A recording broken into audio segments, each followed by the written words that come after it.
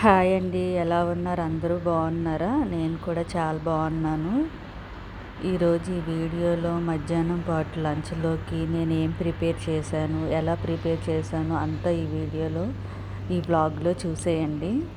పొద్దున్నే అలాగ బయటికి కాసేపు ఆ ప్రకృతిని చూస్తే ఎంత హాయిగా ఉంటుందండి. ముందుగా పప్పుచారుకి ఏం కావాలో అవన్నీ కోసుకుంటున్నాను. ఆనపకాయను కూడా చిన్న చిన్న ముక్కలుగా కట్ చేసుకుంటున్నాను. ఈ కట్ చేసేసుకున్నాక కూరగాయలన్నీ ఇప్పుడు ఒకేసారి సాంబార్కు పెట్టుకోవడానికి ఈజీగా ఉంటుంది కదా, ఇంకా అందుకనేసి మొత్తం కూరగాయలన్నీ ఒకసారి కట్ చేసేసుకుంటున్నాను. ఒకటి కట్ చేసి మళ్ళీ తాలింపు వేసి మళ్ళీ ఇంకోటి కట్ చేసి అలాగంటే హడావిడి అయిపోతుంది కదా.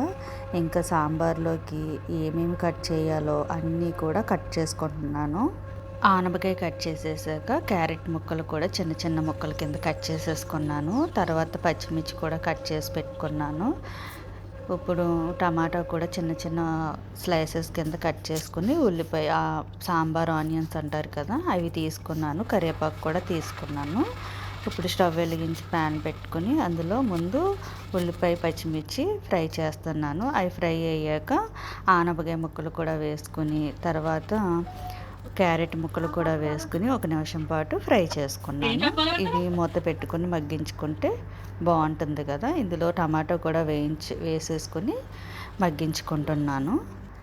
ఇంక ఇవి మగ్గిపోయాక కొద్దిగా అల్లం వెల్లుల్లి పేస్ట్ కూడా వేసుకుంటున్నాను. అల్లం వెల్లుల్లి పేస్ట్ వేయడం వల్ల సాంబార్కి టేస్ట్ వస్తుంది. నేను కూడా ఈ మధ్య తెలుసుకున్నాను. ఇంకా అందుకని అల్లం వెల్లుల్లి పేస్ట్, పసుపు కూడా వేసుకుని ఫ్రై చేసుకున్నాను. తర్వాత కొంచెం చింతపండు రసం కొద్దిగా వేసుకున్నాను. మా ఇంట్లో పులుపు ఎక్కువ ఎవరు తినరు, ఇంకా అందుకని కొంచెం వేసుకున్నాక ధనియాల పొడి కూడా వేసుకున్నాను. ఇంకా ధనియాల పొడి వేసుకుని మొత్తం బాగా కలుపుకున్నాక ముందుగా ఉడికించి మిక్సీ పట్టుకున్న పప్పుని వేసుకుని ఇది కూడా బాగా కొంచెం ఆ నూనెలో ఫ్రై అయ్యేలాగా వేసుకుంటున్నాను. తర్వాత తగినన్ని వాటర్ కూడా వేసుకొని మొత్తం అన్నీ ఉప్పు అన్నీ వేసుకుని మూత పెట్టేసి మరిగించుతున్నాను. సాంబార్ కొంచెం మరగాలి కదా, ఇంక మరిగించుతున్నాను.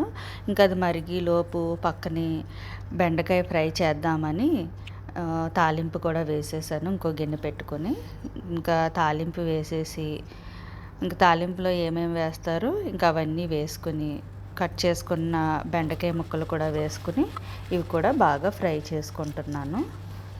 ఈ సాంబార్లోకి ఏ ఫ్రై ఉన్నా కూడా చాలా బాగుంటుంది కదా టేస్ట్.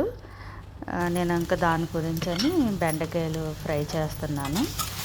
కొంచెం బెండకాయ మగ్గాక చాలా సింపుల్ అండి ఈ కూర కూడా. బెండకాయ కొద్దిగా మగ్గాక పసుపు, ఉప్పు, కారం వేసుకుని కొద్దిగా ధనియాల పొడి, కొంచెం దంచుకున్న వెల్లుల్లిపాయ కూడా వేసుకుని లాస్ట్లో వేసుకుంటే ఇవన్నీ ఆ టేస్ట్ బాగుంటుంది, మాడదు ముందు నుంచి కూడా. తర్వాత అది పక్కన అవుతూ ఉండగా సాంబార్ కూడా అయిపోయింది. ఇంకా తాలింపు కూడా పెట్టేశాను.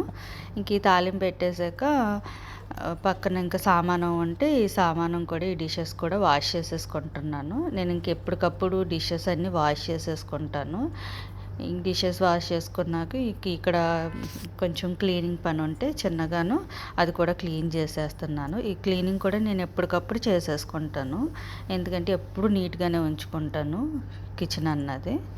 ఇంకా తర్వాత బెండకాయ ఫ్రై కూడా అయిపోయింది. ఇక్కడ బెండకాయ ఫ్రై అయిపోయాక కొద్దిగా వెరైటీగా ట్రై చేద్దామని వెరైటీగా పెట్టాను. ఇక్కడ రైస్ని ఒక బౌల్లో పెట్టి బాగా గట్టిగా ప్రెస్ చేసి ఒక ప్లేట్ మీద బౌల్ వేస్తే ఇలా రైస్ కేక్లా వచ్చింది.